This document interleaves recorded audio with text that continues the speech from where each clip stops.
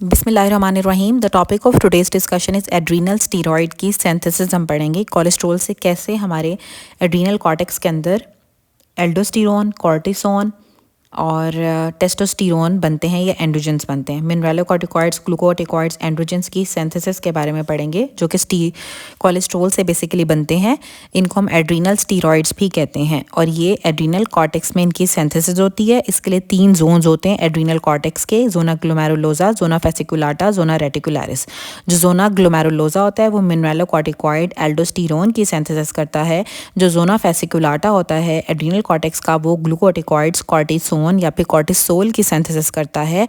जो zona reticularis होता है वो एंड्रोजन्स में एंड्रोस्टेनिडायोन, टेस्टोस्टेरोन और डाईहाइड्रो एपी एंड्रोस्टेरोन की सिंथेसिस करता है। सबसे पहले आते हैं कोलेस्ट्रॉल के पाथवे स्टार्ट कैसे होता है। कोलेस्ट्रॉल के ऊपर कोलेस्ट्रॉल डेस्म्यूलेज एंजाइम एक्ट करती है और प्रेगनेनोलोन बनाती है। कोलेस्ट्रॉल के ऊपर कोलेस्ट्रॉल डेस्म्यूलेज एंजाइम एक्ट करेगी और प्रेगनेनोलोन बन जाता है।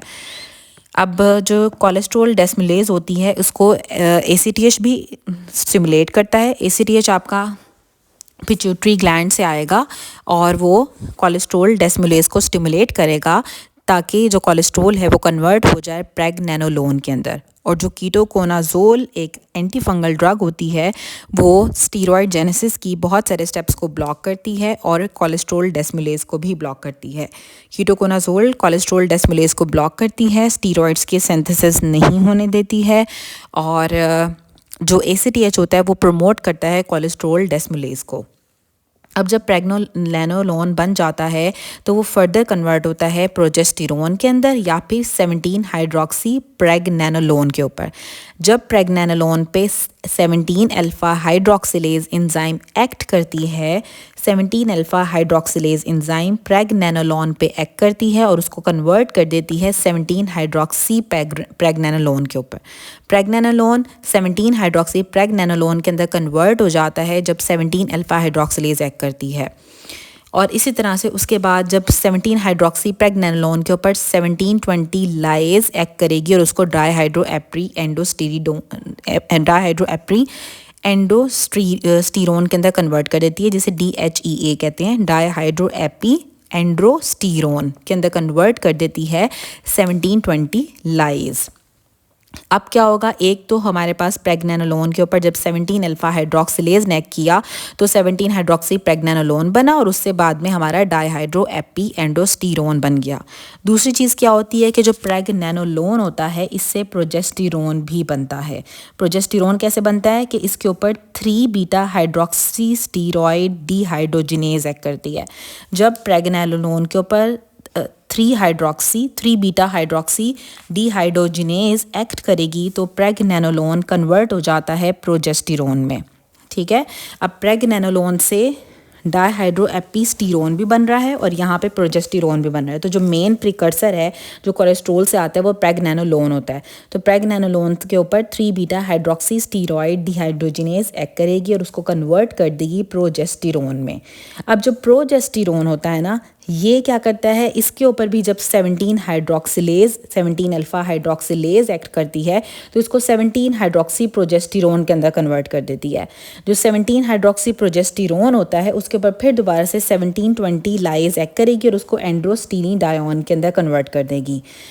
अब जो एंड्रोस्टेनिडायोन होता है उसके ऊपर फर्दर एक एंजाइम होती है एरोमेटेज एक्ट करती है एंडोस्टेरिडायोन के ऊपर और उसको कन्वर्ट कर देती है एस्ट्रोन में।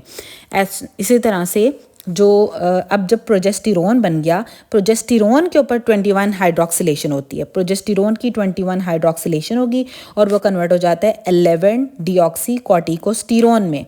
ठीक है, जब प्रोजेस्टेरोन के ऊपर 21 हाइड्रोक्सिलेशन होगी तो वो कन्वर्ट हो जाएगा 11 डिऑक्सी कॉर्टिकोस्टेरोन में। या जो आपका 17 हाइड्रोक्सी प्रोजेस्टेरोन था उसके ऊपर अगर 21 हाइड्रोक्सिलेशन होगी उसकी तो वो कन्वर्ट हो जाएगा 11 डिऑक्सी कॉर्टिसोल में।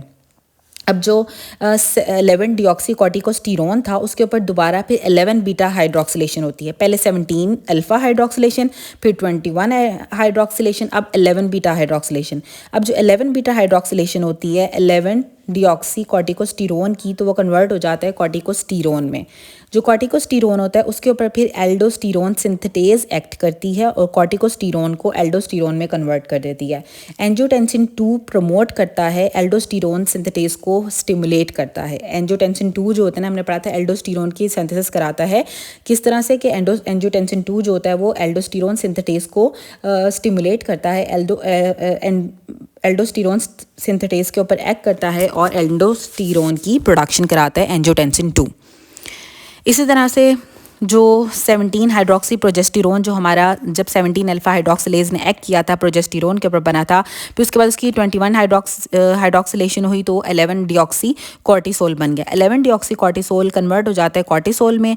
कॉर्टिसोल 11 बीटा हाइड्रोक्सिलेशन जब होती है, फिर कॉर्टिसोल जो होता है उसके ऊपर कॉर्टिसोल कन्वर्ट हो जाते हैं कॉर्टिसोन में। ठीक है, अब जो मीटायरापोन एक ड्रग होती है वो 11 डिऑक्सी कॉर्टिसोल को कॉर्टिसोल में कन्वर्ट नहीं होती है, तो मतलब मीटायरापोन जो होगी वो इनहिबिटर होगी कॉर्टिसोल की सिंथेसिस की।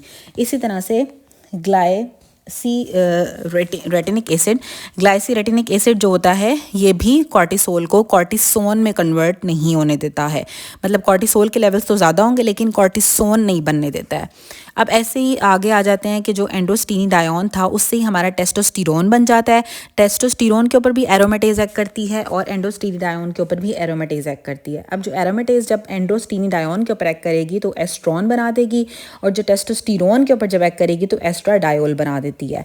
इसी तरह से जब टेस्टोस्टेरोन के ऊपर 5 अल्फा रिडक्टेज एक्ट करती है तो डाईहाइड्रोटेस्टोस्टेरोन बन जाता है। 5 अल्फा रिडक्टेज से डाईहाइड्रोटेस्टोस्टेरोन बन जाता है। और फेनास्टीराइड एक ऐसी ड्रग है जो कि 5 अल्फा रिडक्टेज को इनहिबिट करती है। अब जो एस्ट्रोन की फॉर्मेशन है, जो एस्ट्राडायोल की फॉर्मेशन है और जो डाईहाइड्रोटेस्टोस्टेरोन होता है ये पेरिफेरल टिश्यूज़ के अंदर बनता है। एस्ट्रोजेंस और डाईहाइड्रोटेस्टोस्टेरोन ये पेरिफेरल टिश्यूज़ के अंदर बनते हैं, लेकिन जो डाईहाइड्रो एपीएंडोस्टेरोन था और जो टेस्टोस्टेरोन है और जो एंडोस्टेनिडायोन है ये एड्रीनल कॉर्टेक्स में ही बनते हैं, उसके जोना रेटिकुलरिस में। अब जो 3 एंजाइम्स इसमें इंपॉर्टेंट हैं जो कि कॉन्जेनिटल एड्रीनल हाइपरप्लेजिया में इन्वॉल्व होती हैं। सबसे पहले आती है 17 अल्फा हाइड्रोक्सिलेज। अगर 17 अल्फा हाइड्रोक्सिलेज की डेफिशिएंसी हो जाएगी तो हमने पढ़ा था कि प्रेगनेनोलोन जो है था वो 17 हाइड्रोक्सी प्रेगनेनोलोन के अंदर कन्वर्ट नहीं होगा और प्रोजेस्टेरोन जो है वो 17 हाइड्रोक्सी प्रोजेस्टेरोन में कन्वर्ट नहीं होगा अगर 17 अल्फा हाइड्रोक्सिलेज की डेफिशिएंसी होगी। अब इसकी वजह से क्या होगा कि ना तो आपका डायहाइड्रोएपिस्टेरोन बनेगा, ठीक है, और ना ही आपका जो है ना वो कॉर्टिसोल बन पाएगा। तो अब इसमें क्या होता है कि मिनरलोकॉर्टिकॉइड्स आपके ज़्यादा हो जाते हैं जब 17 अल्फा हाइड्रोक्सिलेज की डेफिशिएंसी होती है, ठीक है, और ब्लड प्रेशर भी ज़्यादा हो जाता है। लेकिन कॉर्टिसोल भी कम हो जाते हैं और सेक्स हार्मोन्स भी कम हो जाते हैं जब 17 अल्फा हाइड्रोक्सिलेज की डेफिशिएंसी होगी। ना इसमें डायहाइड्रोएपिस्टेरोन बन पाता है और ना ही इसमें कॉर्टिसोल बन पाता है जब 17 हाइड्रोक्सिलेज की डेफिशिएंसी होगी, लेकिन मिनरलोकॉर्टिकॉइड्स आपके ज़्यादा होते हैं। तो लैब्स के ऊपर हमें एंडोस्टेनिडायोन के लेवल्स जो हैं वो कम मिलते हैं जब 17 अल्फा हाइड्रोक्सिलेज की डेफिशिएंसी होती है। 17 अल्फा हाइड्रोक्सिलेज की डेफिशिएंसी की वजह से एंडोस्टेनिडायोन के लेवल्स कम होंगे। इसमें पेशेंट जो होता है वो XY होगा या XX भी हो सकता है। अगर XY होगा तो उसका एम्बिगुअस जेनिटेलिया होगा, अनडिसेंडेंट टेस्टिस होंगी, और अगर XX होगा तो उसके जो सेकेंडरी सेक्शुअल कैरेक्टरिस्टिक्स हैं उनकी एब्सेंस होगी। 17 अल्फा हाइड्रोक्सिलेज की वजह से सेकेंडरी सेक्सुअल कैरेक्टरिस्टिक्स की डेफिशिएंसी होती है फीमेल्स के अंदर, और अगर मेल होगा तो उसकी जो है वो एम्बिगुअस जेनिटेलिया होगा, साथ अनडिसेंडेड टेस्टिस होंगी। इसमें मिनरलोकॉर्टिकॉइड्स के लेवल ज़्यादा होते हैं और ब्लड प्रेशर भी ज़्यादा होता है। जो 21 हाइड्रोक्सिलेज होती है इसमें मिनरलोकॉर्टिकॉइड्स के लेवल भी कम होते हैं। हमने पढ़ा जब 21 हाइड्रोक्सिलेशन नहीं होगी तो जाहिर सी बात है कि आपका एल्डोस्टेरोन भी नहीं बनेगा प्रोजेस्टेरोन से, क्योंकि 11 डिऑक्सी कॉर्टिकोस्टेरोन नहीं बन रहा है, और 7 डिहाइड्रोक्सी प्रोजेस्टेरोन से 11 डिऑक्सी कॉर्टिसोल नहीं बनेगा क्योंकि 21 हाइड्रोक्सिलेशन नहीं हो रही है। जब 21 हाइड्रोक्सिलेशन नहीं होती है या 21 हाइड्रोक्सिलेज की डेफिशिएंसी होती है तो ना तो एल्डोस्टेरोन बनेगा और ना ही कॉर्टिसोल बनेगा। तो मिनरलोकॉर्टिकॉइड्स भी कम होंगे और कॉर्टिसोल भी कम होगा, लेकिन जो सेक्स हार्मोन्स होंगे वो ज़्यादा होंगे, ठीक है। लेकिन इसमें क्या होगा कि सेक्स हार्मोन ज़्यादा होंगे जब 21 हाइड्रोक्सिलेज की डेफिशिएंसी होगी, और ब्लड प्रेशर भी आपका लो ही होता है 21 हाइड्रोक्सिलेज की डेफिशिएंसी में क्योंकि मिनरलोकॉर्टिकॉइड लो हैं।